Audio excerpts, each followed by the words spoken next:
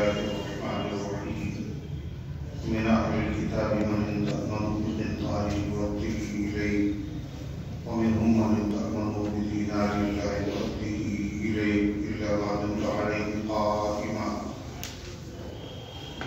ذلك بأنه قالوا ليس علينا في الأميين سبيل ويقولون على الله الكذب وهم يعلمون ولا من أوفى بعهده واتقى فإن الله يحب المتقين إن الذين يشترون بعهد الله وأيمانهم ثمنا قليلا أولئك لا خلاق لهم في الآخرة ولا يكلمهم الله ولا ينظر إليهم يوم القيامة ولا يزكيهم ولهم عذاب أليم وإن منهم لفريقا يلقون ألسنتهم بالكتاب لتحسبوه من الكتاب وما هو من الكتاب ويقولون هو من عند الله وما هو من عند الله ويقولون على الله الكذب وهم يعلمون ما كان لبشر أن يؤتيه الله الكتاب والحكم والنبوة ثم يقول للناس كونوا عبادا لي من دون الله ولكن كونوا ربانيين وبما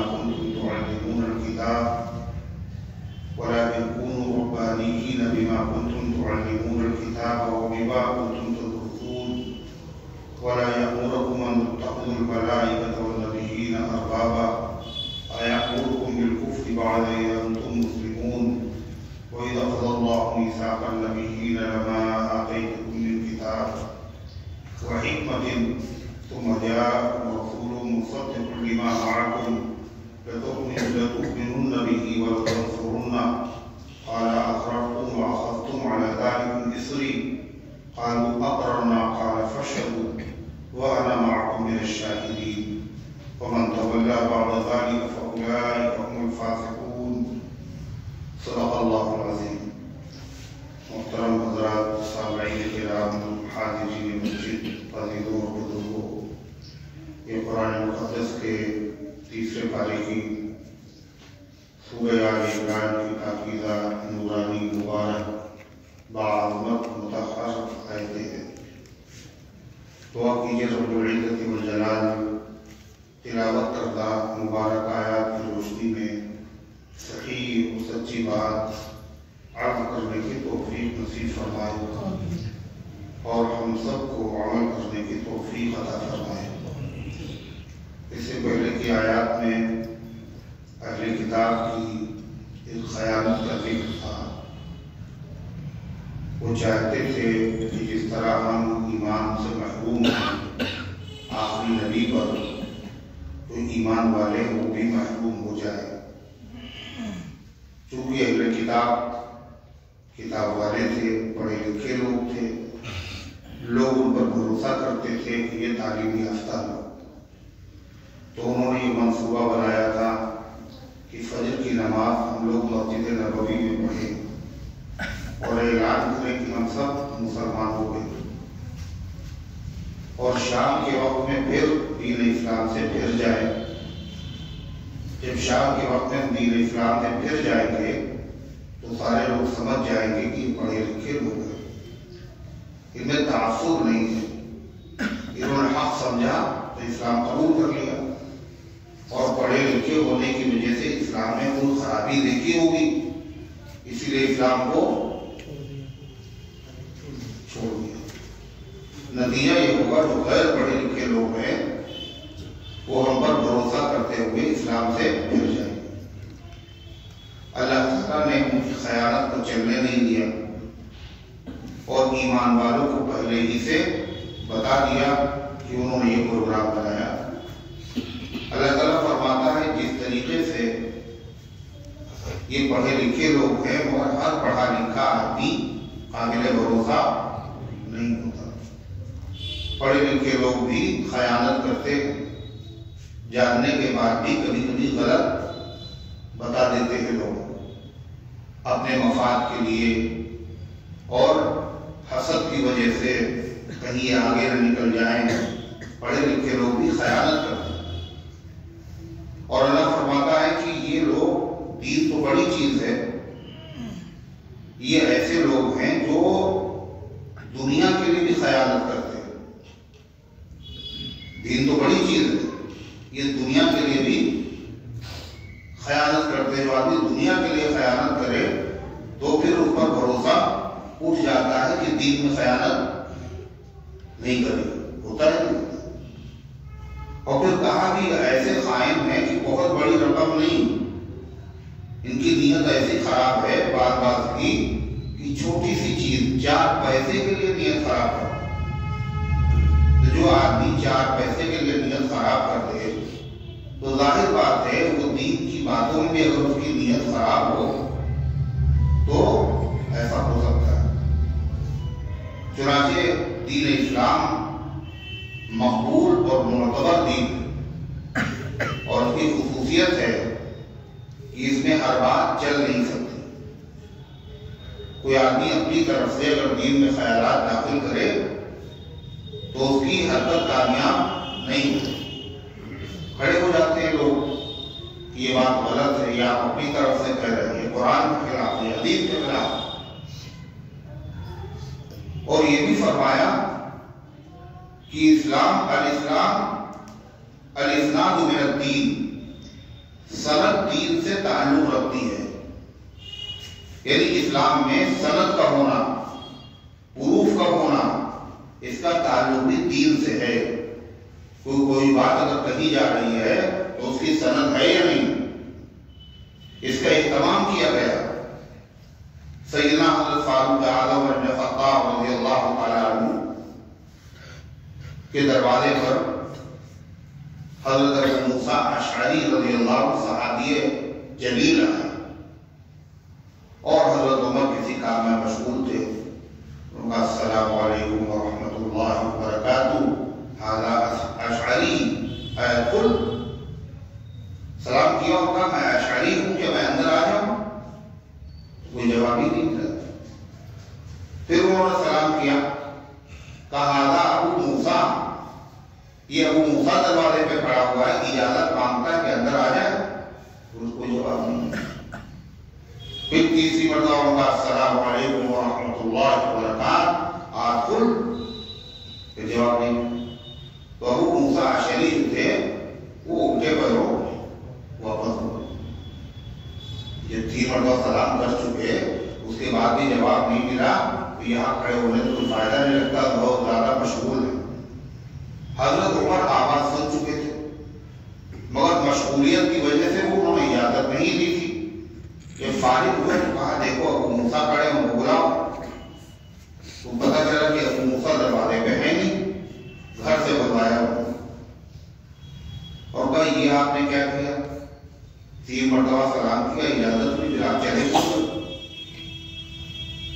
کہنے میں نے حدیث پہ عمل کیا، اللہ کے نبی کی حدیث ہے کسی کے دروازے پہ جاؤ تو 3 مرتبہ اجازت لے لو، اگر نہ ملے تو پھر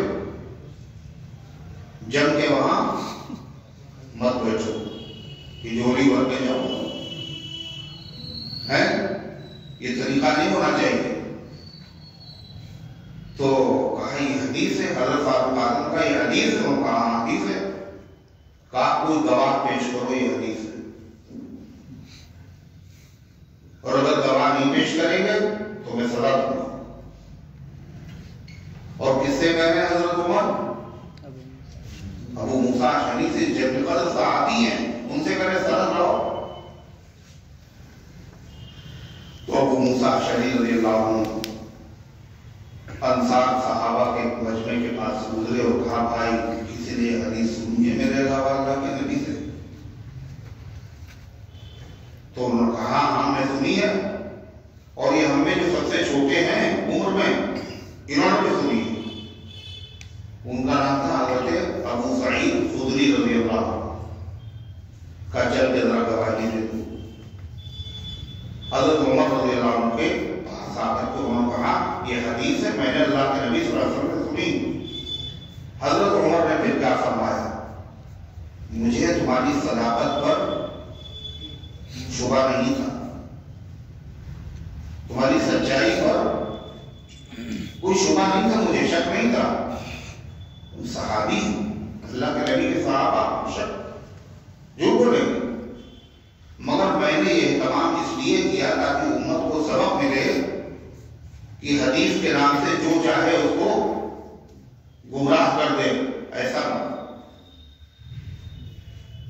واٹس ایپ کے اوپر بھیج دی انہوں نے حدیثیں اور ایک دوسرے کو بھیجتے چلے جا رہے ہیں، حالانکہ وہ سرے سے حدیث ہے ہی گڑھی ہوئی ہے، جعلی ہے۔ تو جس نے گڑھی وہ تو ہے سب سے بڑا گنہگار، اور جس نے اس کی تحقیق نہیں کی، بغیر تحقیق کے آگے بھیجی، وہ بھی گنہگار ہے۔ تو دین کا معاملہ یہ ہے، اس میں ہر بات کا پروف ہے۔ اگر یہ کام حضور پاک صلی اللہ علیہ وسلم ثابت، اس کی دلیلیں موجود ہیں، جبھی دین اسلام سلامت ہے، ورنہ خدا جانے اس کا کیا نقشہ ہوتا۔ لوگ اپنی طرف سے کتنی باتیں اس میں داخل کر دیتے۔ تو غرضے کی دین کی بات فرمایا فانظروا عمن تأخذون دینہ، دین کی بات قبول کرنے سے پہلے یہ دیکھو کہ دین کی بات تم سیکھ کس سے رہے، یہ دین کی بات بتانے والا کس پوزیشن کا ہے، اس کی حیثیت کیا ہے، یعنی معتبر ہے یا نہیں ہے۔ اگر وہ معتبر ہے تو ٹھیک ہے، بات تو دین کی ہے، مگر یہ دیکھو یہ کہہ کون رہا ہے۔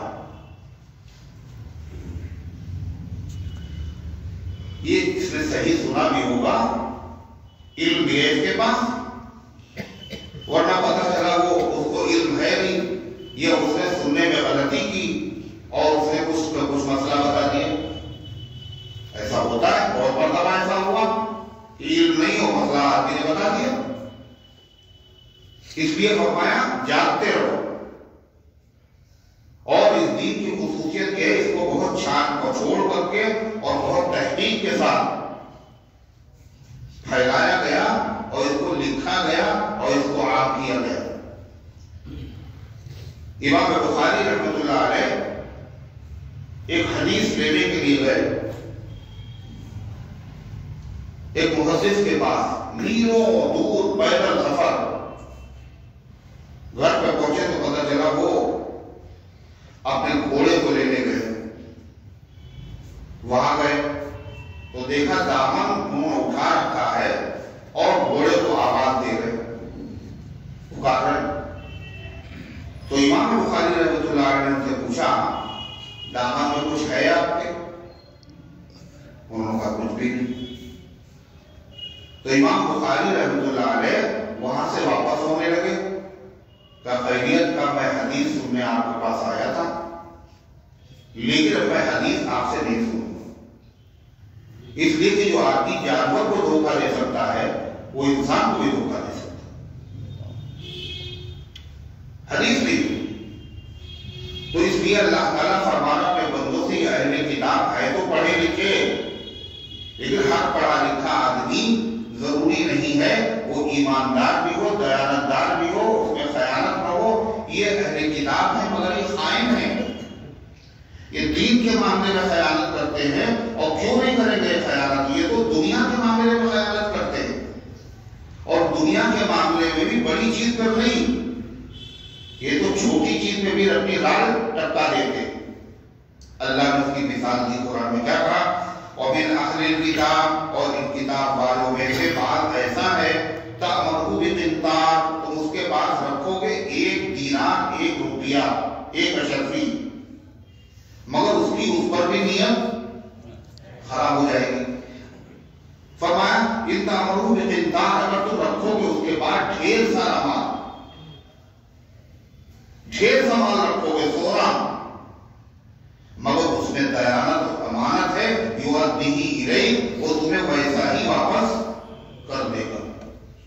اہل کتاب میں بات تو ایسے، وَمِنْهُمْ مَنْ إِنْ تَأْمَنْهُ بِدِینار، اور ان میں سے بات ایسے بھی ہیں کہ اگر ان کے پاس صرف 1 دینار رکھو گے، لا یؤدیہ الیک، وہ تمہیں واپس نہیں کرے گا۔ اور واپس کرنا تو دور کی بات ہے، الا ما دمت علیہ قائما، مگر جب تک تم اس کے سر پر کھڑے رہو گے تو انکار نہیں کرے گا، اور جہاں تم اس سے ہٹ جاؤ گے، تقاضا کرنا چھوڑ دو گے، تو پھر پیسہ روپیہ کیسا پیسہ آپ نے رکھے ایک روپے میں خراب ہو جائے، دنیا میں خراب ہو جائے تو دین پہ نہیں خراب ہو. اس لیے ان کے جھانسے میں نہ آنا. تو اہل کتاب دونوں تھے، جس کے بعد ڈھیر سارا پیسہ رکھا گیا اسے پورا واپس کر دیا. اہل کتاب وہ بھی تھا جس کے بعد 1 روپیہ رکھا گیا اور اس نے وہ بھی نہیں واپس کیا. دونوں طرح کے جنہوں نے امانت میں خیانت نہیں کی یہ وہ اہل کتاب تھے جنہوں نے توریت کو تو مانا اور اس کے بعد اس کو سچائی کے ساتھ مانا، اور حتیٰ کہ انہوں نے کلمہ پڑھ لیا جناب محمد رسول اللہ صلی اللہ علیہ وسلم. یہ امانت ان میں تھی. جیسے عبداللہ ابن سلام، اور جس نے 1 روپے میں جس کی نیت خراب ہو گئی وہ کون تھا؟ کعب بن اشرف یہودی. یہ بھی اہل کتاب، وہ بھی اہل کتاب. اس لیے اللہ تعالیٰ نے فرمایا اور ایسا کیوں آخر بھائی یہ بھی اہل کتاب اور وہ بھی اہل کتاب، یہ بھی پڑھے لکھے اور وہ بھی پڑھے لکھے، مگر ایک امانت میں خیانت نہیں کر رہا ہے اور ایک امانت میں خیانت کر. وجہ کیا ہے؟ فرق کیوں؟ یہ مذہبی ہے، اہل کتاب ہے، یہودی ہے، عیسیٰ علیہ السلام پر موسیٰ علیہ السلام پر ایمان کا دعوے دار ہے، توریت پر ایمان کا دعوے دار ہے. پھر ایسا کیوں کر رہا ہے؟ وجہ سنیے قرآن بتا رہا. وجہ کیا ہے؟ ذَلِكَ بِأَنَّهُمْ قَالُوا لَيْسَ عَلَيْنَا فِي الْأُمِّيِّينَ سَبِيلٌ. ایسا اس وجہ سے ہے کہ انہوں نے کہا کہ ہمارے اوپر امی لوگوں کا مال لے لینے میں، امی کا مطلب غیر اہل کتاب جو ہمارے مذہب کے نہ ہوں، امی لوگوں کا مال لے لینے میں کوئی گناہ نہیں. یہ خیانت کیوں کر رہا ہے؟ جانتا ہے یہ خیانت ہے، کسی کا مال لے کے واپس نہ کرنا، مگر اس کے باوجود یہ واپس کیوں نہیں کر رہا؟ وجہ کیا ہے؟ اس نے الگ سے ایک مسئلہ بنا دیا. کیا مسئلہ بنایا؟ کہ ہمارے مذہب کا اگر کوئی آدمی ہے اس کا مال اگر تمہارے پاس ہو تو بالکل واپس کر دینا، اور دوسرے مذہب کا اگر ہے تو اس کا مال ہڑپ لینے میں کوئی گناہ نہیں. آپ بتائیے کس کے ماننے والے ہیں؟ توریت کس کے ماننے والے ہیں؟ موسیٰ علیہ السلام کے. ہر نبی کا جو دین ہے وہ ایک ہی ہے. کیا؟ اسلام. ہر نبی نے اسلام ہی کی دعوت دی، اور کسی بھی مذہب میں کسی کے مال کو لے لینا اور اس کو واپس نہ کرنا یہ کبھی حلال نہیں رہا. مگر انہوں نے مسئلہ بنا لیا اپنا. کیا؟ چونکہ ہماری مذہب کے نہیں ہے اور ہمارے مذہب کا جو آدمی نہ ہو اس کا مال لے لینے میں کوئی حرج نہیں. اس لیے جدید، حالانکہ اسلام کا آج بھی یہی مسئلہ ہے، کیا؟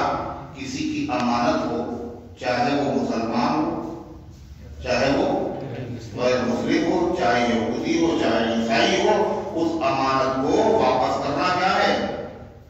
فرض ہے، واجب. نبی کریم صلی اللہ علیہ وسلم کی جو تقریریں ہیں، صحابہ کہتے ہیں بہت کم ایسی تقریریں ہیں جن تقریروں میں آخری یہ جملہ نہیں کہا. کون سے؟ لا ایمان لمن لا امانت له. وہ آدمی بے ایمان ہے جو امانت میں خیانت کرے. لا دین لمن لا امانت له. وہ آدمی بے دین ہے جو امانت میں. اللہ کے نبی کی تو تعلیم یہ ہے. کیا کہا آپ نے؟ من غش فلیس منا.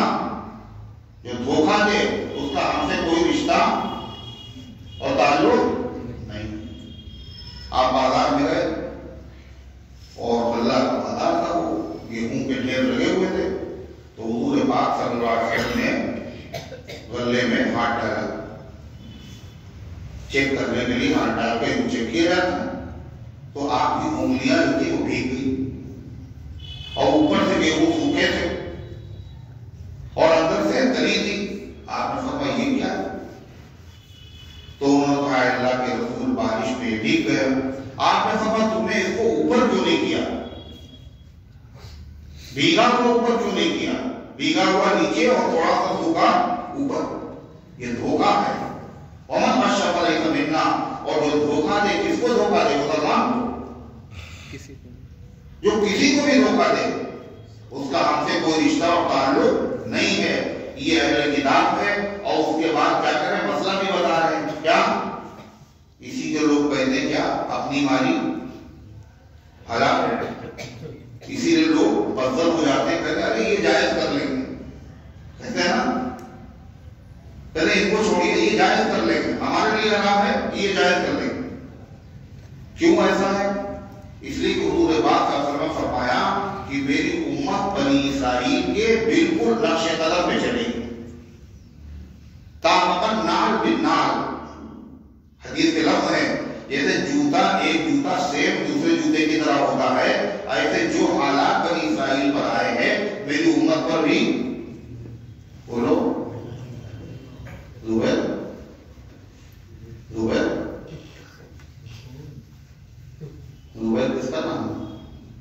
زبیر کس کا نام ہے؟ نہیں آپ کا ادھر بھی نہیں،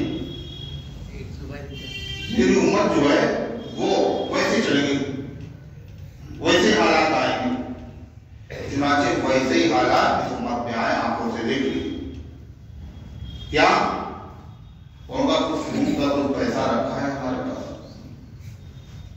تو کیا کریں، پہلے ہمیں دے دینا، فلٹر مشین ہے ہمارے پاس، ہمیں دے دینا، ہمیں دے دینا، ہم اسے حلال کر دیں، یہ کیا ہے، یہ وہی چیز۔ تو فرمایا اللہ تبارک و تعالیٰ نے ایسا کیوں ہے، اس وجہ سے کہ انہوں نے کہا نہیں ہے ہمارے اوپر امی لوگوں کا مال لے لینے میں کوئی گناہ، اور یہودیوں سے جو مذہب پیدا ہوا رافضیت، ان کے وہاں بھی یہی چیز ہے، ان کو سزا لینے میں، ان کا مال کھا لینے میں، ان کی عزت لے لینے میں کوئی گناہ نہیں۔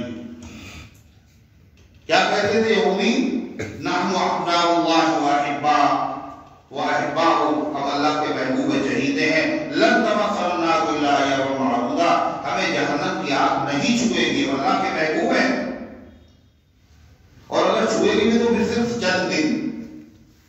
ایسے یہاں بھی مسئلہ یہی ہے کہ ہم امام سے محبت کرتے ہیں، اور جب امام کی محبت ہے تو پھر اس کے بعد کوئی نقصان نہیں ہوتا، امام سے محبت کرو پھر جو چیز چاہے گا۔ اور 3 دن تو ایسے ہیں، باقاعدہ لکھا ہے کتاب میں، ربیع الاول میں آتے ہیں کہ ان میں اللہ فرشتوں سے کہتا اپنے قلم روک لو، قلم بند کر لو، لکھنا نہیں، جو نہیں جائے گا۔ آپ بتائیے جب اس طرح کی باتیں بتائی جائے گی تو آخرت کا خوف رہے گا، اور جب آخرت کا خوف نہیں ہوگا تو آدمی میں امانت اور دیانت رہے گی، وہ جو چاہے کرے۔ یہ اسلام کی تعلیم نہیں ہے۔ اسلام کی تعلیم کیا ہے؟ من غش فلیس منا، جو کسی کو دھوکہ دے ہمارا اس سے کوئی رشتہ ہوتا نہیں۔ اللہ فرماتا ہے، خود اللہ فرماتا ہے وَيَقُولُونَ عَلَى اللَّهِ الْكَذِبَ، وہ اللہ پر جھوٹ بول رہے ہیں، وہ کہتے ہیں ہمارا مذہب یہ بتاتا ہے کہ غیر مذہب والے کا مال لے لینے میں کوئی گناہ نہیں ہے۔ تو مذہب کس کا؟ اللہ نے توریت نازل کی، اللہ نے موسیٰ علیہ السلام کو نبی بنایا ہے، اس کا مطلب یہ اللہ نے اس کی تعلیم دی ہے کہ غیر مذہب والوں کا مال لے لینے میں کوئی حرج نہیں۔ اللہ فرماتا ہے وَيَقُولُونَ عَلَى اللَّهِ الْكَذِبَ، وہ اللہ پر جھوٹ بول رہے ہیں، وَهُمْ يَعْلَمُونَ، اور اللہ کہتے ہیں یہ جھوٹ بول رہے ہیں، ایسا نہیں کہ جانتے نہ ہم جھوٹ بول رہے ہیں، وہ جانتے ہیں کہ اب جھوٹ بول رہے ہیں۔ اللہ فرماتا ہے کیوں نہیں ہوگا امانت میں خیانت کرنے کے اوپر گناہ؟ ہمارا قاعدہ کیا ہے، ہمارا قانون کیا ہے؟ سنو قرآن کا، بلا کیوں نہیں، غیر مذہب والے کا مال یا جان کوئی بھی چیز اگر تم ناحق لو گے تو اللہ فرماتا گناہ کیوں نہیں ہوگا؟ بلا مانے کیوں نہیں ہوگا؟ یقیناً ہوگا۔ اللہ کا قانون کیا ہے؟ من اوفی بعہدہ، جو اللہ کے عہد کو پورا کرے۔ اللہ نے کیا عہد دیا؟ امانت میں خیانت نہ کرنا، نبیوں پر ایمان لانا، تمہاری کتابوں میں جو کچھ लिखा हुआ उस पर अमल करना, उसको छुपाना नहीं, उसको लोगों को बता देना। जो पूरा करे अल्लाह के अहद को, वत्तक़ा, और तक़वा इख्तियार करे, गुनाहों से बचता रहे, फ़इन्नल्लाह युहिब्बुल मुत्तक़ीन, तो अल्लाह मुत्तकी लोगों से मोहब्बत करता है। और जो लोग मुत्तकी नहीं होते, गुनाहों से बचते नहीं हैं, अल्लाह उनसे मोहब्बत नहीं करता, अल्लाह का उन पर ग़ज़ब नाज़िल होता है। तो अमानत में खयानत करना ये तक़वा नहीं है, अमानत को बेईनी अदा कर देना ये तक़वा है। अल्लाह फरमाता है, इन्नल लज़ीना यश्तरूना बिअहदिल्लाहि व अयमानिहिम समनन क़लीला, वो लोग जिन्होंने खरीद लिया अल्लाह के अहद के बदले में और अपनी कसमों के बदले में समनन क़लीला, थोड़ा सा माल, जिन्होंने खरीद लिया अपने अहद के बदले में, अल्लाह ने जो उनसे अहद लिया था, क्या अहद लिया था?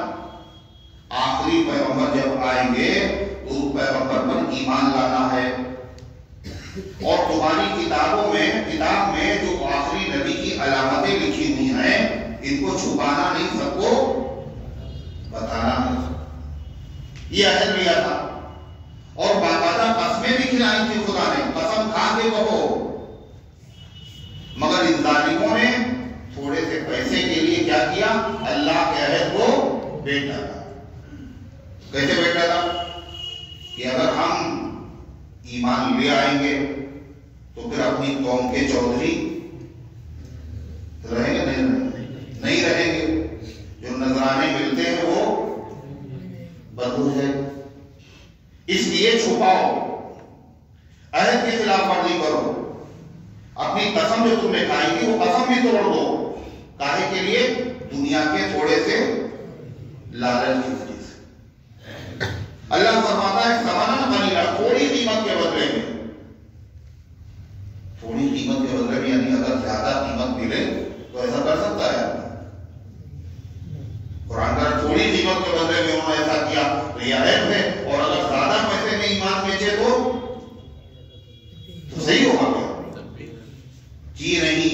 समनन क़लीला का मतलब यह है पूरी दुनिया की दौलत अगर उसको दे दी जाए और आदमी उसके बदले में अपना ईमान बेच डाले, जब भी पूरी दुनिया की दौलत के सामने, ईमान के सामने क्या है?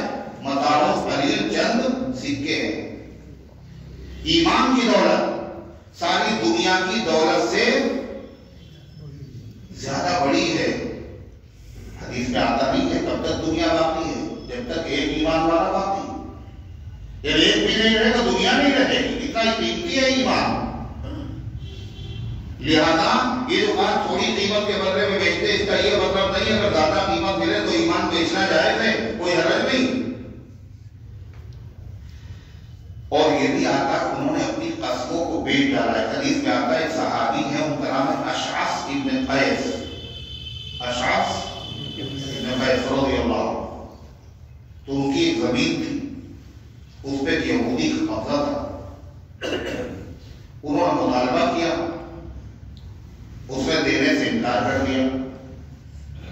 हुजूर पाक सल्लल्लाहु अलैहि वसल्लम की अदालत में उन्होंने मुकदमा दायर किया। आपने उस यहूदी को क्या किया? तलब किया और अशांत इब्न कैस से कहा यह जमीन तुम्हारी है, गवाह पेश करो। तो यही है जो दावा करे वो गवाह पेश करे। उनका अल्लाह के रसूल गवाह तो मेरे पास कोई नहीं। जब गवाह मुद्दई न पेश कर सके तो दूसरा फायदा क्या है? जो मुद्दा अलैह है उससे कहा जाए तुम कसम खा लो, यही कानून है। अल यमीन अला मन अंकर, अल बय्यनतु अल मुद्दई वल यमीन अला मन अंकर। मुद्दई के जिम्मे गवाह पेश करना है और मुद्दा अलैह के जिम्मे कसम खाना है। अगर वो गवाह न पेश कर सके तो जिसके खिलाफ दावा दायर किया गया वो अगर कसम खा ले तो फैसला उसी के हक में हो जाता है। तो जब उन्होंने कहा मेरे पास कोई गवाह नहीं है, तो आपने यहूदी से कहा तुम कसम खा लो। तो अशांत इब्न कैस ने कहा अल्लाह के रसूल ये कसम खा जाएगा और मेरी जमीन चली जाएगी। اس لیے کہ یہ کیا ہے؟ یہ دنیا میں کی خاطر خیانت کرنے والے، دین کی خاطر خیانت کرنے والے ہیں، ان کو جھوٹی قسم کھانے میں کوئی حرج نہیں۔ آپ نے فرمایا کہ جو آدمی جھوٹی قسم کھائے کسی کا مال ہڑپ کرنے کے لیے تو اس کے لیے جہنم واجب ہے۔ کسی کا مال لینے کے لیے کوئی جھوٹی قسم کھا لے، کسی کا بھی مال ہو، اس نے اپنے لیے جہنم واجب کر لی۔ ان صحابی نے پوچھا اے اللہ کے رسول اگرچہ چھوٹی سی چیز ہو، آپ نے فرمایا اگرچہ کھجور کی ایک ٹہنی، ایک شاخ کیوں نہ ہو۔ اللہ فرماتا ان الذین، یہ ایسے لوگ ہیں جنہوں نے بیچ ڈالا، کیا بیچ ڈالا؟ بعہد اللہ، اللہ کے عہد کو، وایمانہم، اور اپنی قسموں کو بیچ ڈالا، ثمنا قلیلا، تھوڑی سی قیمت کے بدلے میں۔ اولئک لا خلاق لهم فی الآخرہ، ان کا آخرت میں کوئی حصہ نہیں ہے۔ بس ولا یکلمہم اللہ، اللہ ان سے بات بھی نہیں کرے گا۔ بات کرنا دو طریقے سے ہوتا ہے، ایک محبت کے ساتھ اور ایک غضب کے ساتھ، غصے میں۔ تم نے یہ کیوں کیا؟ تو اللہ جو بات نہیں کرے گا اس سے مراد ہے اللہ تعالیٰ رحمت و شفقت کے ساتھ بات نہیں کرے، ڈانٹے گا۔ ولا یکلمہم اللہ، اللہ ان سے بات نہیں کرے گا۔ ولا ینظر الیہم یوم القیامہ، اور اللہ ان کی طرف دیکھے گا بھی نہیں، یعنی رحمت کی نظر سے نہیں دیکھے گا۔ ایک دیکھنا دو طرح سے ہوتا ہے، ایک غضب کی نظر سے اور ایک رحمت کی نظر سے۔ غضب کی نظر سے دیکھنا یہ سزا ہے، اور رحمت کی نظر سے دیکھنا یہ انعام۔ اللہ رحمت کی نظر سے نہیں دیکھے گا، یہ سزا ویسے تو نہیں لگتا کہ بہت بڑی سزا ہے، اللہ نہیں دیکھے گا تو کیا فرق پڑے گا؟ نہیں، بہت بڑی سزا ہے۔ کتنی بڑی سزا ہے کہ جس سے اگر محبت ہو، واقعی محبت ہو، اور وہ نظر اٹھا کے نہ دیکھے تو کیا ہوتا ہے؟ خوشی ہوتی ہے نا؟ تکلیف ہوتی ہے، اور بہت زیادہ، جتنی زیادہ محبت ہوگی اتنی زیادہ تکلیف ہوگی۔ اور اللہ تعالی کی محبت یہ کیسی ہے؟ یہ مجازی محبت ہے، اور اللہ کی محبت ہر بندے کے دل میں حقیقی ہے، واقعی، چاہے وہ مسلمان ہو چاہے غیر مسلم ہو، سب کو پیدا اللہ نے کیا۔ اللہ کی محبت سب کے دل میں ہے، اور قیامت کے لیے اس کے اوپر گرد پڑی ہوئی ہے، محبت کی چنگاری ہے، اس کے اوپر راکھ آ گئی ہے۔ قیامت کے لیے یہ راکھ ختم ہو جائے گی اور بھڑکے گی محبت، اور پھر جب اللہ ناراض ہو کر کے دیکھے گا تو کیا ہوگا؟ اس سے بڑی سزا نہیں۔ وَلَا يَنظُرُ إِلَيْهِمْ يَوْمَ الْقِيَامَةِ، اور اللہ ان کو رحمت کی نظر سے نہیں دیکھے گا۔ ایک سزا تو یہ اللہ نہیں دیکھے، ایک سزا اور ہے۔ دوسری سزا کیا ہے؟ اللہ کو بھی نہیں دیکھیں گے۔ عن ربهم يومئذ لمحجوبون، کلا، ہرگز نہیں، قیامت کے دن یہ اللہ کے دیدار سے محروم کر دیے جائیں۔ اللہ کا رحمت کی نظر سے دیکھنا ایک انعام، اور بندوں کا اللہ تبارک و تعالیٰ کا دیدار کرنا یہ دوسرا انعام ہے۔ نہ ان کو یہ انعام ملے گا اور نہ وہ انعام ملے گا، اور یہ کتنا بڑا انعام ہے اللہ کا دیدار۔ قرآن نے سزا کے طور پر بیان کیا، یہ اتنے احمق ہیں اللہ کے دیدار سے محروم کر دیے جائیں۔ اور اللہ کا دیدار جنت کی نعمتوں میں سب سے بڑی نعمت ہے، بڑی نعمت۔ اللہ تعالیٰ جنتیوں سے کہے گا کچھ اور چاہیے تو جنتی حیرت میں پڑ جائیں گے، یا اللہ اب کیا، اب بچا کیا ہے؟ جنت مل گئی، اور جنت اگر مل گئی تو اس کا مطلب کچھ نہیں ملا، ارے سب کچھ بچا نہیں جنت اگر مل گئی. کیوں؟ وَلَكُمْ فِيهَا مَا تَشْتَهِي أَنفُسُكُمْ، وہاں تمہیں وہ سب کچھ ملے گا جو تمہارا جی چاہے گا. دنیا میں تو نہیں مل سکتا کسی کو، جنتی میں ملے تو جنتی کہیں گے الم تدخل الجنہ، اے اللہ آپ نے جنت ہمیں دے دیا، ہمیں کیا چاہیے؟ الم تبیض وجوہنا، اے اللہ کہ آپ نے ہمارے چہروں کو نورانی نہیں بنا دیا، یہ بھی تو نعمت ہے. اب ہم آپ سے کیا بات کریں؟ تو کیا کہے گا اللہ کی تجلی ہو، دیدار ہو. اللہ کہے گا احل علیکم رضوانی فلا اسخط علیکم ابدا، اب میں اپنا دیدار تمہارے لیے حلال کر رہا ہوں اور میں کبھی تم سے ناراض نہیں.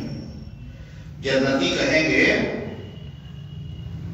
کہ ساری جنت کی نعمتیں ایک طرف اور دیدار الہی کی لذت ایک طرف، اس سے بڑی کوئی بھی نعمت نہیں ہے. اتنی بڑی نعمت، اس دیدار کا اثر کیا ہوگا پتا ہے؟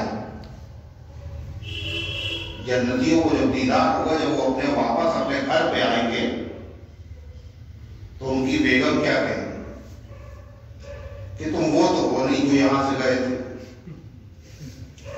تم وہ نہیں ہو، یہاں سے جیسے گئے تھے واپسی ویسے نہیں ہوئی ہے، تمہارا شکل بدل گئی، تمہارا چہرہ بدل گیا، ایسا نورانی، اتنا خوبصورت، اتنا حسین، تم وہ نہیں ہو جو پہلے. ہوا کیا کا پتا نہیں ہے تمہیں؟ اللہ کا دیدار ہوا ہے. یہ اللہ کے دیدار کا اثر یہ ہوگا کہ بندوں کے چہرے انتہائی حسین ہو جائیں گے. تو پھر ان کے شوہر کہیں گے کہ ہم تو بدلے ہوئے ہیں اور آج آپ بھی پہلے والی نہیں ہیں، تمہارا حسن تو بھی تو بہت زیادہ ہے، بہت بڑا فرق میں دیکھ رہا ہوں. وہ کہنے تمہیں نہیں معلوم، اللہ نے تمہیں وہاں بلا کے دیدار کرایا اور اللہ نے یہاں ہمیں آ کے دیدار کرایا. اللہ، یہ کیا معاملہ ہے صاحب؟ جنت میں دیدار الگ الگ ہے،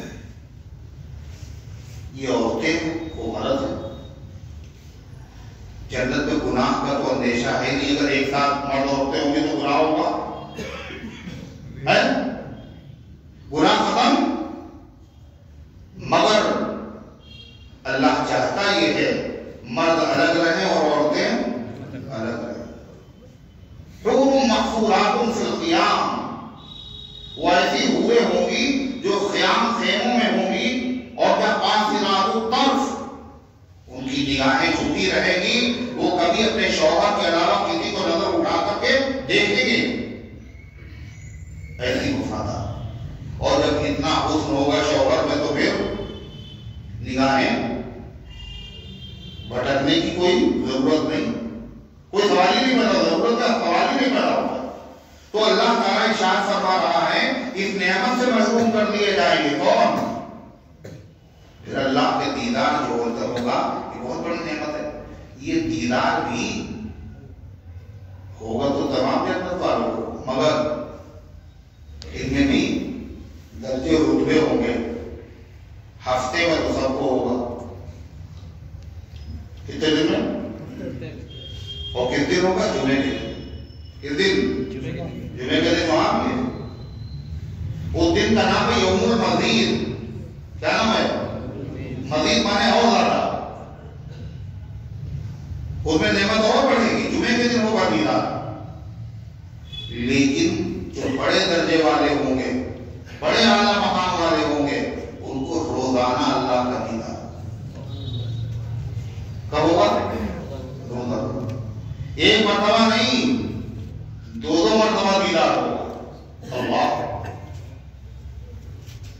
حضور پاک صلی اللہ علیہ وسلم فرمایا اگر اللہ کا دیدار کرنا چاہتے ہو تو دیدار چونکہ سب سے بڑی نعمت ہے، اور جو زیادہ بڑی نعمت ہوتی ہے اور جو زیادہ بڑی دولت ہوتی ہے اس کے لیے زیادہ محنت کرنا پڑتی ہے. ہے نا؟ صحیح نا؟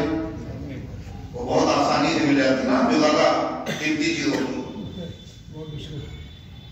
جو جتنا زیادہ قیمتی چیز ہوتی ہے اتنا ہی زیادہ اس کے لیے محنت کرنا پڑتی ہے. تاج محل ایسے تھوڑی بنا، پتھر کو تراش تراش کے اتنی خوبصورت عمارت تیار ہوئی ہے. بے جوہر کشی تاج و ظفر کس کو ملا ہے، اور بے خاک کے چھانے ہوئے زر کس کو ملا ہے. جو روپے بالا کے سزاوار ہوئے ہیں وہ پہلے مصیبت میں گرفتار ہوئے. مٹا دے اپنی ہستی کو اگر کچھ مرتبہ چاہے کہ دانا خاک میں مل کر گلزار ہوتا، پہلے مٹانا پڑتا ہے. اتنی بڑی چیز ہوتی ہے، اتنے محنت کرنا پڑے. شب قدر قیمتی ہے نہیں ہے، ڈھونڈو تلاش کرو. حضور صلی اللہ علیہ وسلم نے محنت کر کے تلاش کر دیا. کہا 2 عشرے تو میں نے تلاش کر کے بتا 2 میں نہیں، آخر وجہ اسی میں ڈھونڈو. کچھ تو محنت کرو. اچھا پورے عشرے تو 10 ہوتے ہیں، 10 کو کہتے ہیں. اچھا 10 دن 5 ہی دن محنت کرو، 10 راتوں میں تلاش کرو.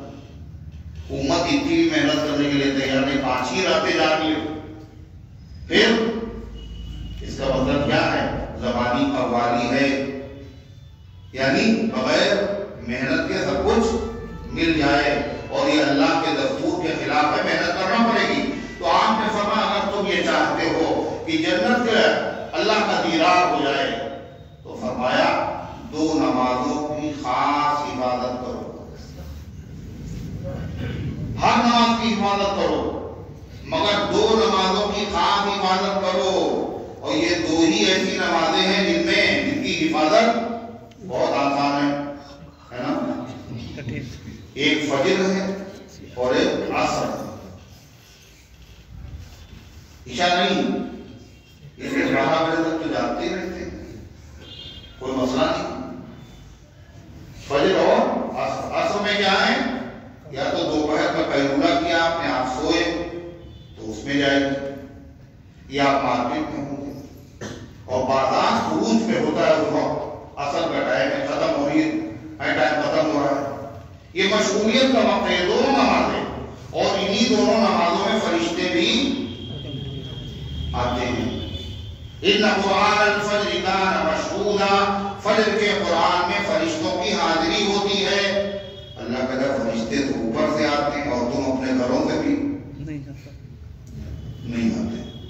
کیسے تعلیم ہو تم، کیسے تعلیم ہو تم.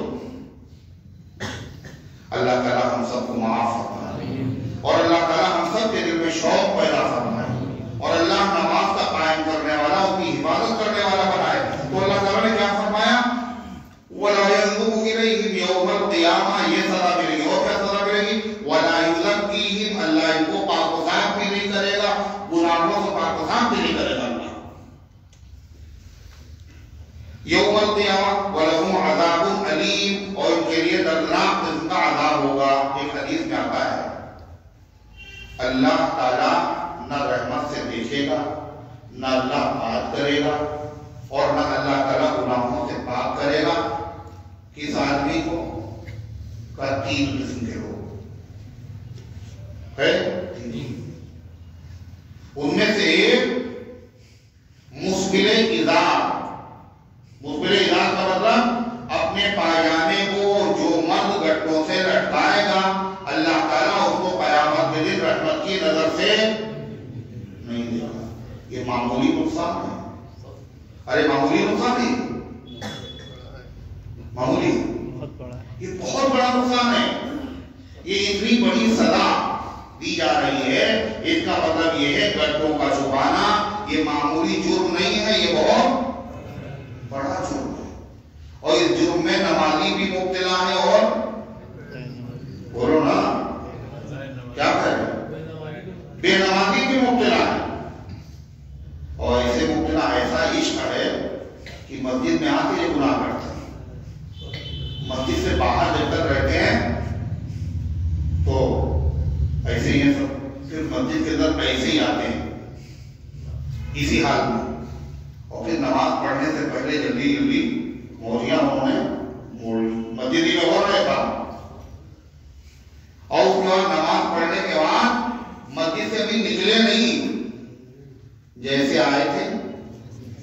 ویسے ہی وقت ہوتا ہے. کعبے بھی گئے پر نہ گیا عشق بتوں کا. کعبہ بھی گئے پر نہ گیا عشق بتوں کا. اور زمزم بھی پیا پر نہ بجھی آگ دیگر کی. مسجد میں آ بھی گئے, اللہ سے بات چیت بھی ہو گئی, ملاقات بھی ہو گئی, مناجات دعائیں بھی ہو گئی, اور جیسے آئے تھے ویسے ہی واپس ہو گئے. وہی وہ گناہ شروع کر دیا. اور یہ بہت بڑا طبقہ ہے. ایک جرم تو یہ ہوا. دوسرا کیا ہے؟ فرمایا منان. کیا ہے؟ منان. منان نام ہوتا ہے اللہ کا, اور عبد المنان نام ہوتا ہے بندے کا. منان کے معنی احسان کرنے والا, انعام کرنے والا, یعنی اللہ سے بڑا کوئی انعام کرنے والا نہیں, اور اللہ تعالیٰ ہی انعام کرنے والا ہے. لہذا اس کو حق بھی ہے وہ کہے میں نے تمہیں یہ انعام دیا. اللہ کے علاوہ اگر کوئی کسی کو انعام دیتا ہے تو وہ اللہ اس کے ہاتھ سے دلواتا ہے. دیتا وہ نہیں ہے, دیتا وہ نہیں ہے, دیتا کون ہے؟ اللہ. انما انا قاسم واللہ یعطی. حضور پاک صلی اللہ علیہ وسلم فرماتے ہیں میں تو صرف بانٹ دیتا ہوں اور دیتا اللہ. کوئی انسان کسی انسان کو کیا دیتا ہے؟ آدمی ایک بہانہ ہے, خدا دیتا ہے. جب اللہ دیتا ہے تو اللہ ہی کو حق حاصل ہے. اللہ کہے میں نے تمہیں یہ دیا تھا, یہ دیا تھا, یہ دیا تھا. آپ کو حق حاصل نہیں. اگر آپ نے کسی کے ساتھ احسان کیا اور پھر اس پر جتلا دیا تو اللہ فرماتا ہے اتنا بڑا مجرم ہے, جو کام ہمارا تھا یہ اس نے کیا ہے نا. اللہ والا کام ہوا نہیں, دیا خدا نے, وہی جتلائے. اس نے دیا, اسے دلوایا, اور یہ سمجھ رہا ہے ہم نے دیا, احسان جتلا رہا ہے. اللہ اس کو رحمت کی نظر سے نہیں دے گا. چھوٹا گناہ ہے, چھوٹا نقصان ہے. اور تیسرا آدمی کون؟ کرے اللہ کی قسم یہ اتنے کا تو خریدا ہوا بھی نہیں ہمارا, نہیں سمجھے, قسمیں کھانا بازار میں بیٹھے, اتنے کا تو ہم نے خریدا بھی نہیں, آپ کو کیسے دے دیں؟ جھوٹی قسم کھانا اور سودا بیچنا, جھوٹی قسمیں کھا کر کے اللہ رحمت کی نظر سے نہیں دیکھے گا. اور جھوٹی قسم کھانے والے کے وہاں اس کی بیوی کو اللہ بانجھ بنا دیتا ہے, اور شہروں کے شہر ویران ہو جاتے ہیں جب یہ آیت پیدا ہوتا ہے. ایک جھوٹ بولنا, دھوکہ دینا, اور ایک پھر اللہ کی قسم کھانا. اور یہ طریقہ انبیاء کا نہیں ہے, یہ شیطان کا طریقہ ہے. آدم علیہ السلام نے جو دھوکہ کھایا تھا وہ جھوٹی, بولو نا, کھایا سے کھایا تھا, جھوٹی قسم سے کھایا تھا. قرآن میں ہے وَقَاسَمَهُمَا إِنِّي لَكُمَا لَمِنَ النَّاصِحِينَ. اور وہ آدم اور حوا کے سامنے قسمیں کھانے لگا کہ ہم تمہارے برا نہیں چاہنے والے, تمہارے خیرخواہ اور ہمدرد ہیں, کہہ رہے یہ درخت کھا لو. تو آدم علیہ السلام نے سوچا کہ کوئی اللہ کا نام لے کے تھوڑی جھوٹ بولے گا ہے. اللہ کے نام پہ آدم علیہ السلام دھوکہ کھا گئے. نام کتنے بندے اللہ کے نام پہ دھوکہ کھاتے ہیں, کتنا بڑا مجھے دھوکہ دے رہا اور اللہ کا نام لے کے دھوکہ دے رہا. حضرت عبداللہ ابن عمر رضی اللہ تعالیٰ عنہ جو تھے وہ صحابی ہیں, وہ غلاموں کو آزاد کرتے تھے, اور بہت غلام تھے.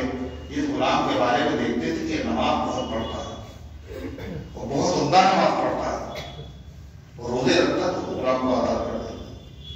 دھیرے دھیرے غلاموں کو یہ بات پتہ چل گئی, جو اچھی نماز پڑھتا ہے حضرت اس کو آزاد کر دیتے ہیں. نسخہ بڑا اچھا تھا, غلاموں نے یہی کرنا شروع کر دیا. کاہے کے لیے؟ اللہ کی رضا کے لیے نہیں, بلکہ آزاد ہونے کے لیے.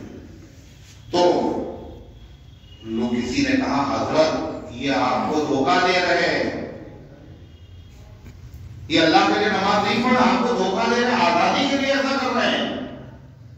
تو حضرت عبداللہ ابن عمر نے فرمایا اللہ کے نام پہ جو مجھے دھوکہ دے گا میں دھوکہ کھا لوں, اللہ کے نام پہ جو دھوکہ دے گا میں دھوکہ کھا جاؤں. تو اللہ تعالیٰ کیا فرمایا سزا ہے. وَإِنَّ مِنْهُمْ لَفَرِيقًا يَلْوُونَ أَلْسِنَتَهُم بِالْكِتَابِ. ایک حرکت یہودی علماء کی، دوسری حرکت سنیے کیسے خیانت کرنے والے تھے.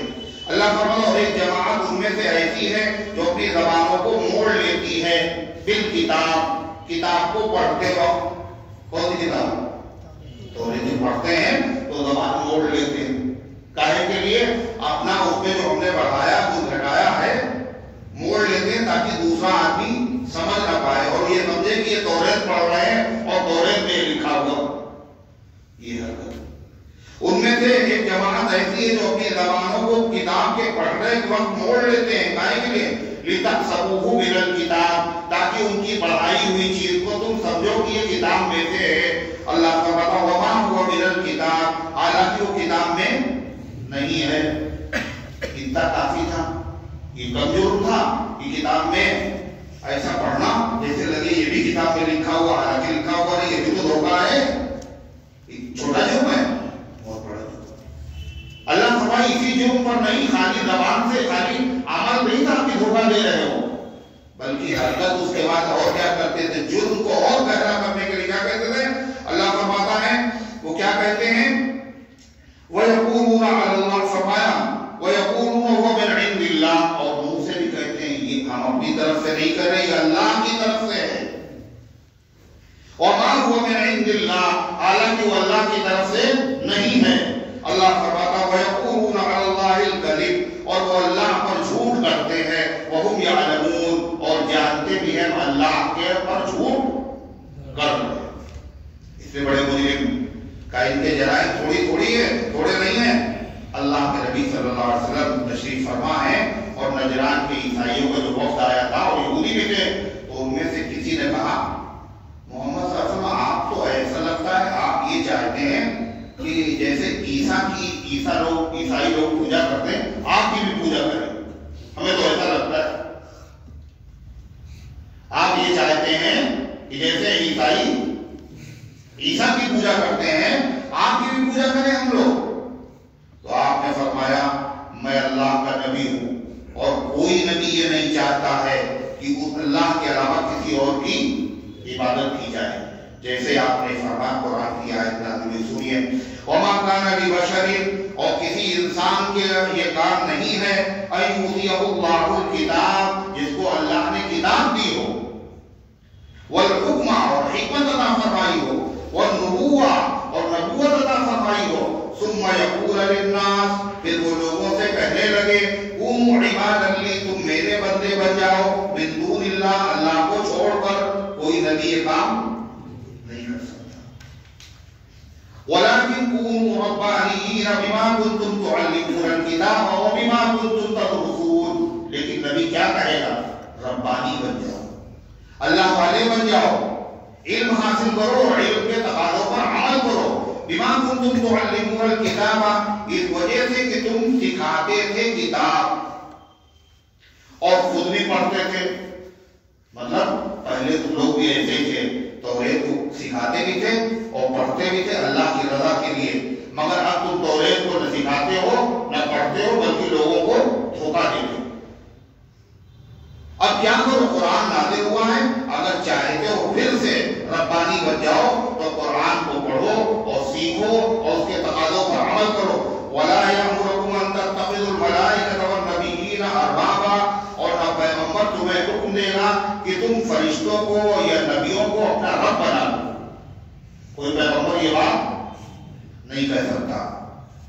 عیسائی کہتے تھے کہ ہم جو عیسیٰ علیہ السلام کو اللہ کا بیٹا کہتے ہیں تو یہ حضرت عیسیٰ ہی نے ہمیں سکھایا تھا، یا ہمیں خدا مان لو، حضرت عیسیٰ ہی نے سکھایا تھا.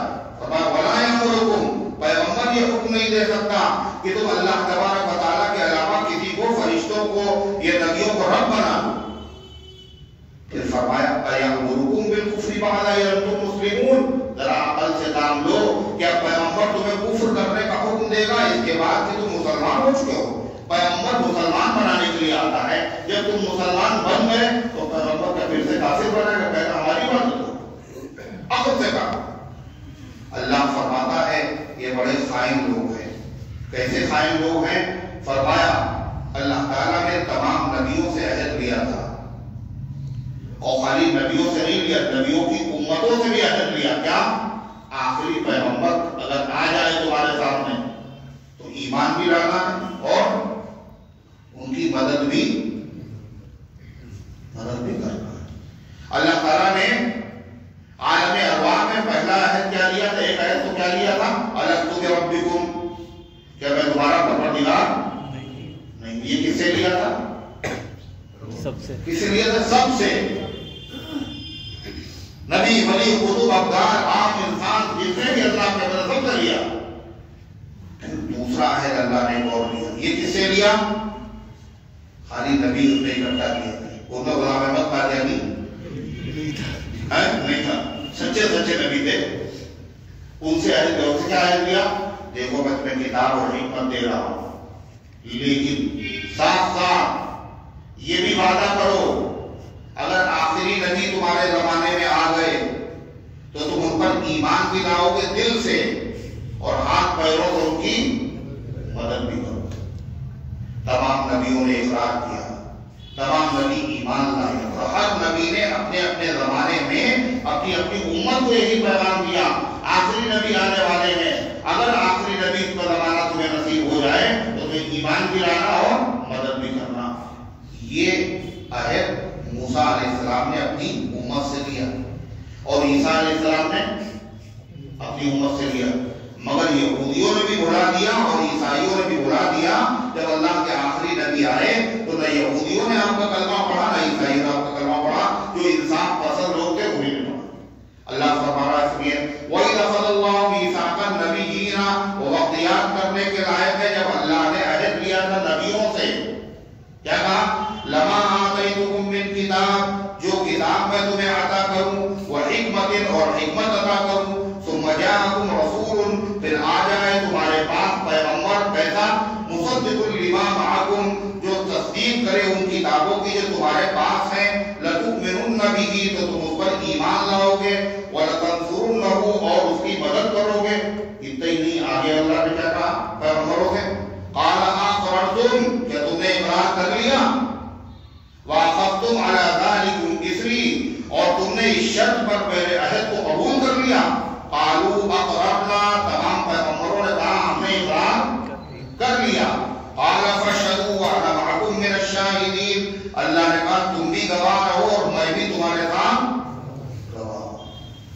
سوال یہ ہے کہ اللہ کو معلوم تھا کہ آخری نبی تو سب سے آخر میں آئیں گے، تو تمام نبیوں سے یہ کیوں کہا اگر تمہارے زمانے میں آ جائے تو ایمان لانا ہے اور مدد کرنا ہے؟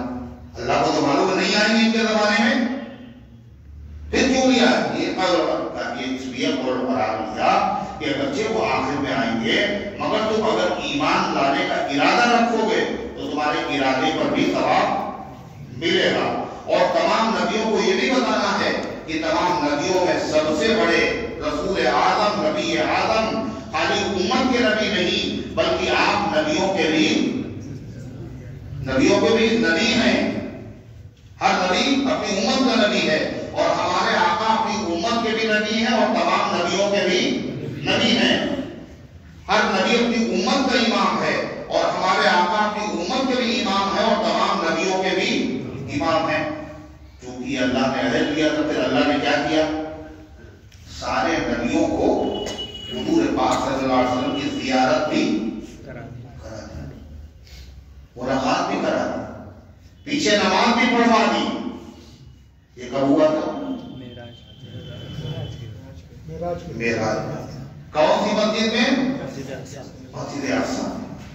1,24,000 پیغمبر وہاں جمع ہیں.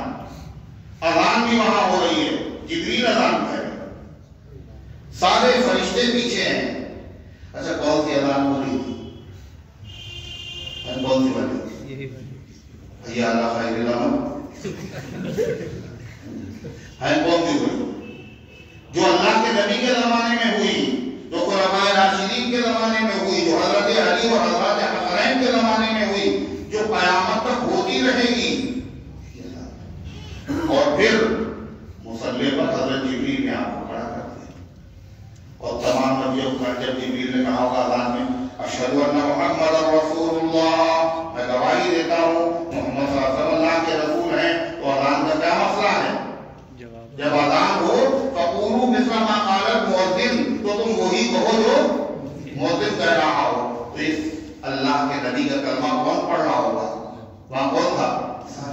कलमा पढ़ रहे हैं, अशहदु अन्ना मुहम्मदर रसूलुल्लाह, ज़ियारत भी हो गई, मुलाकात भी हो गई और ज़ाहिर भी हो गया तमाम नबियों के इमाम मोहम्मद रसूलुल्लाह। दुनिया में भी हुआ और आखिरत में भी यही होगा कि सारे नबी सिफारिश करने से पीछे हट जाएंगे और अल्लाह के नबी ही सिफारिश करेंगे। अल्लाह ताला फरमाता है फमन तवल्ला, इतना मजबूत पक्का अहद अल्लाह ने लिया था। अल्लाह फरमाता है इतने बड़े अहद की जो नाफरमानी करे, बताओ वो जालिम है या नहीं। फमन तवल्ला बअद ज़ालिका, जो आदमी इसके बाद रुगर्दानी करेगा, अहद को नहीं मानेगा, फउलाइका हुमुल फासिकून, यही लोग फासिक हैं, यही लोग नाफरमान हैं, हुक्म दूरी करने वाले हैं। अफ़ग़ैर दीनिल्लाहि यबग़ून, अगर ये दीन कबूल नहीं है तो क्या अल्लाह के अलावा किसी और दीन की तलाश है तुम्हें? हर नबी के जमाने में दीन इस्लाम था, मगर आखिरी पैगंबर के जमाने में ये दीन इस्लाम है और कैसा कामिल मुकम्मल शक्ल में है। इसके बाद अब किसी और दीन की जरूरत नहीं है। सूरज का जल जाने के बाद अब गैस बत्ती और मिट्टी के चिरागों की जरूरत नहीं है, आखिरी नबी आ चुके। अल्लाह फरमाता फ़ग़ैर दीनिल्लाहि यबग़ूना, क्या वो अल्लाह के दीन के अलावा दूसरे दीन को तलाश कर रहे हैं? हालांकि वलहु अस्लमा मन फिस समावाति वल अर्द तौअन व करहन व इलैहि युरजऊन, अल्लाह ही के आगे झुकते हैं वो सब जो आसमानों में हैं, जो जमीन में हैं, कुछ दिली से भी और नागवारी से भी, और अल्लाह ही के सामने सब के सब लौटाए जाइए। कोई चीज अल्लाह के हुक्म से बाहर नहीं। खुश दिली से मुसलमान, फरिश्ते और जबरदस्ती कौन? दुनिया की कोई मखलूक ऐसी नहीं जो अल्लाह के हुक्म को टाल सके। इतने बजे इतने मिनट में मारना है, चाहे जितना बड़ा काफिर अकबर मुशरिक कोई भी हो, अल्लाह के हुक्म के आगे सब झुका नहीं है। वो जो हादसात खुदा ने मुकद्दर किए वो तो पेश आके बढ़ेंगे, कोई टाल ही नहीं सकता। लिहाजा उस अल्लाह तबारक व तआला के हुक्मों को मानना ही इस्लाम है, और यही अल्लाह का हुक्म है। क्या तमाम नबियों से भी अहद ले लिया और उम्मतों से भी अहद ले लिया, आखिरी नबी को मानना है, ईमान लाना है। इतने बड़े अहद को ना मानना ये क्या है? ये खुदा से बगावत है? ये नहीं है। जैसे जुर्म बड़ा होता है, सजा भी बड़ी होती है। अल्लाह ताला की गुजारिशात को कबूल फरमाए, अमल करने की तौफीक अता फरमाए। अब्दुल माजिद की 15 दिन से तबीयत खराब है, अल्लाह शिफा अता फरमाए। लड़की के लिए रिश्ते आते हैं लेकिन मुनासिब रिश्ते नहीं आते, इंशाअल्लाह मुनासिब भी आएंगे, इंतजार कीजिए। ट्रेनें आती रहती हैं मगर आपको जिस ट्रेन से जाना है वो नहीं आई, वो भी आने वाली, थोड़ा लेट हो गई। क्या लिखा है? यूसुफ नाना, उनके लिए दुआ कीजिए, अल्लाह ताला आफियत का मामला फरमाए। रात में नींद मुश्किल से आती है, दुरूद शरीफ पढ़े। अजीब अजीब ख्वाब आते हैं, जैसे बहुत सारा, जैसे जैसे ख्वाब जो दिन में काम करता है आदमी वही ख्वाब में नजर आता है। उसके अलावा जो है कुल अल्लाह और कुल रब्बिल फलक और कुल रब्बिन नास पढ़ करके हाथ पे दम करके पूरे जिस्म पे मलना चाहिए। 3 मरतबा यहाँ पर फजर बात करें और सोने से पहले इंशाअल्लाह पूरे ख्वाब नसीब नहीं है। अल्लाहुम्मा सल्ली अला सय्यिदिना मुहम्मद रब्बना आतिना फिद दुनिया हसनह रब्बना ज़लमना अनफुसना व इन लम तग़फिर लना व तरहमना लनकूनन्ना मिनल ख़ासिरीन।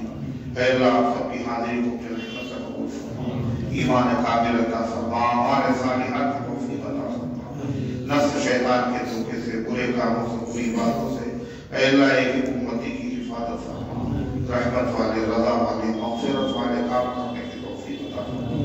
इस दर्स कुरान को अपनी रहमत से कबूल फरमाए, सबकी नजात और मग़फ़िरत का ज़रिया बना दे। ऐ अल्लाह इसकी बरकत से अक़ाइद, अमाल, अख़लाक़, मुआशरे की इस्लाह फरमा। जो बीमार है शिफा अता फरमा, जो हाजतमंद है उनकी हाजतों को पूरा फरमा। जिनका हक है ऐ अल्लाह उन सब के जो उम्मीद रखते हैं उन सब के नेक मकासद में कामयाबी दे। जो दुनिया से जा चुके हैं अल्लाह उन सबको माफ फरमा, हम सबको इस्लाम और जिंदा रख, ईमान वालों को हश्र फरमा। आमीन या रब्बल